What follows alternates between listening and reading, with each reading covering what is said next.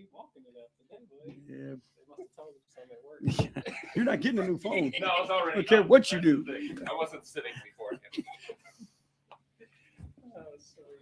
Serena with your Cali Sports. Coach, the last time you saw this Atlanta Hawks team ended up ending your season early. Is it safe to say that there's some extra juice for this game? I mean, that was last year, and we're a different team. Obviously, there are matchups that you like. You talk about the additions that both teams made. The conversations about the backcourts and those types of things that I know people hear, but from our perspective is we got a job to do. We need to go out and do that job. It's boring, but it's the same standard for us every day. How much of doing that job in this game will come down to who defends pick and roll better? Just given these two teams. Yeah, man, you're going to see a ton of it, and it's going to come down to who can take away the opponent's strengths or make them play their weaknesses as much as they possibly can. In both ways, it's easier said than done. They've got dynamic ball handlers over there, and then guys who are extreme threats in the roll game with Capella and Collins. So, it's going to be a fun matchup for sure. But it's a question of, do we stick to our defensive principles? Do we go out and execute them properly and give ourselves a chance? Chris Fedor, Cleveland.com. Hey, JB. What's up, Chris? Is Kevin playing tonight? He's going to try. He's going to go out, warm up, see what it feels like. But I think he's going to give it a shot. Yeah. And then last night, there were times, and I understand that positions nowadays in the NBA throw them out the window, but there were times that it seemed like Jetty was playing like downsized four.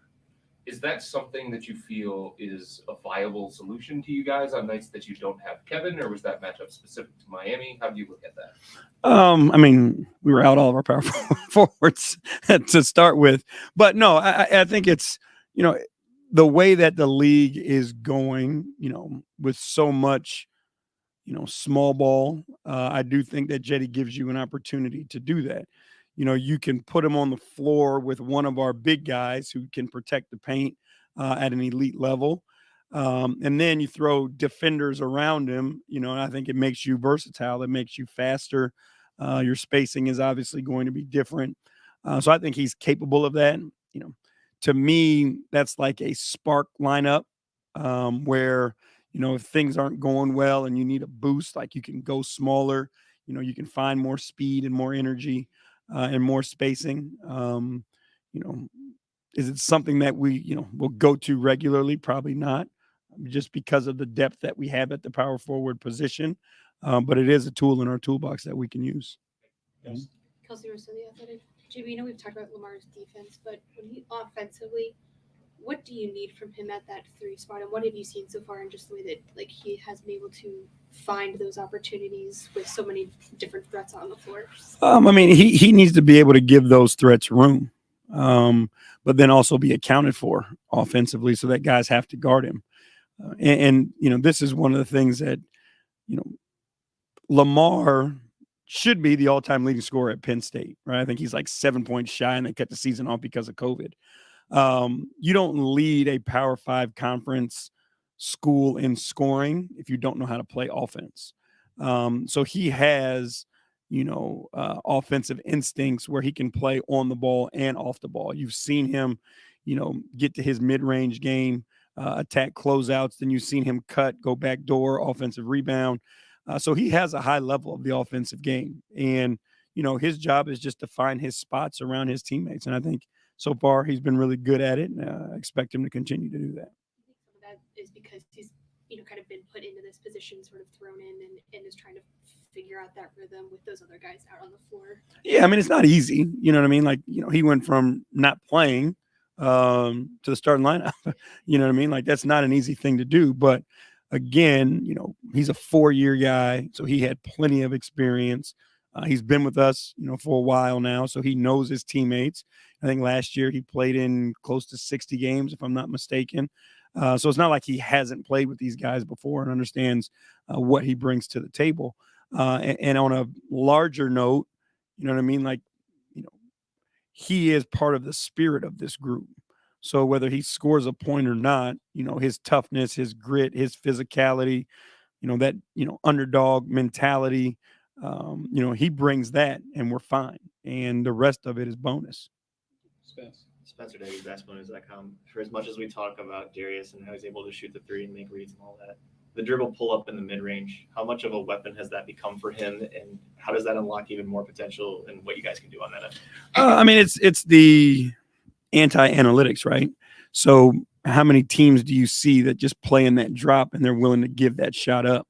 I know, and people look at the pick and roll, from 30,000 feet, but we look at it and operate it on a night by night basis.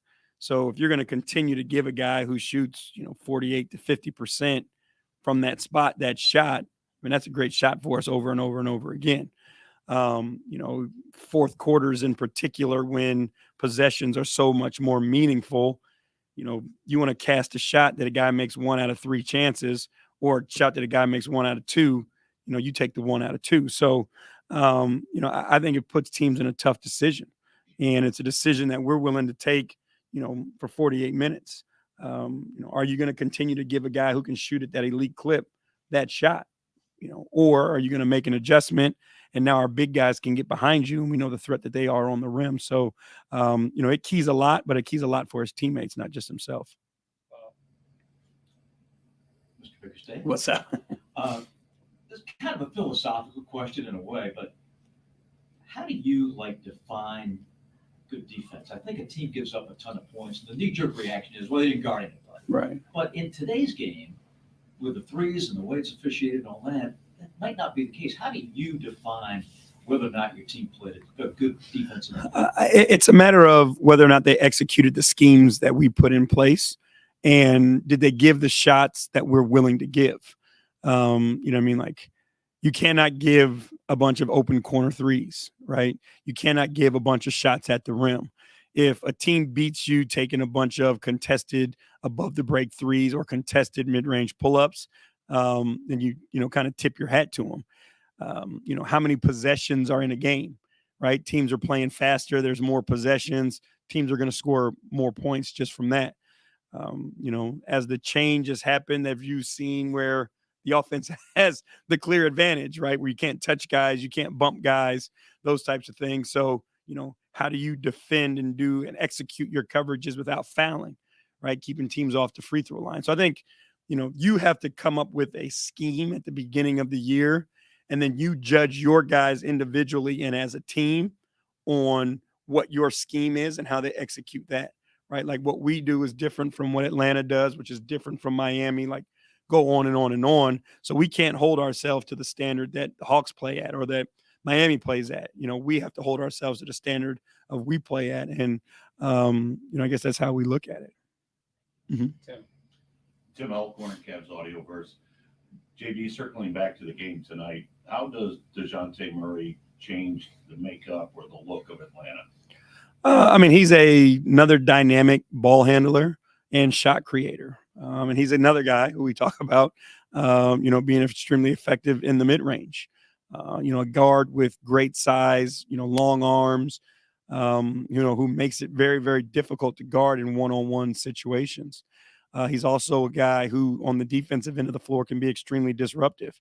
I think he's getting 2 steals a night. That's not talking about the deflections, the routes that he's able to jump where you can't get into your offense and all those things. So he is a carrier for a team. I think we've seen him do that in San Antonio.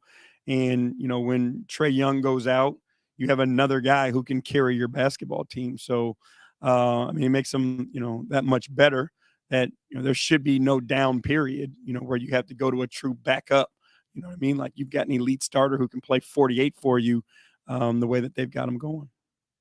Not asking you to speak for Nate, but you've mentioned it'll take time for Donovan and DG to get used to one another, that'll take some basketball. Do you sense, at least seeing on video, that's still happening with Trae? And yeah, I think they've done a very good job. And, I haven't watched every game that they've played in, so I don't want to, speak out of turn. My expectation is the more they play together, the better they'll get. They're 2 very, very good basketball players, elite basketball players. from the outside looking in, they appear to be extremely unselfish and willing to play together. So if they are willing to play together, the more minutes, the more scenarios they have, the more opponents they face, they're just going to continue to get better. JB, slumps and streaks can happen throughout the course of the season. But when somebody is slumping early on, like how do you avoid the knee-jerk reaction of, okay, that guy just didn't get better or it's just not going to happen for him? You're talking more just as an individual player. It's a matter of more than what's just on the court, right? It's a matter of spending time and watching what guys are doing behind the scenes. There's a difference between, a guy who you see is putting in the work and it just might not be translating in the moment, as opposed to a guy who is just showing up trying to, earn a check, so to speak.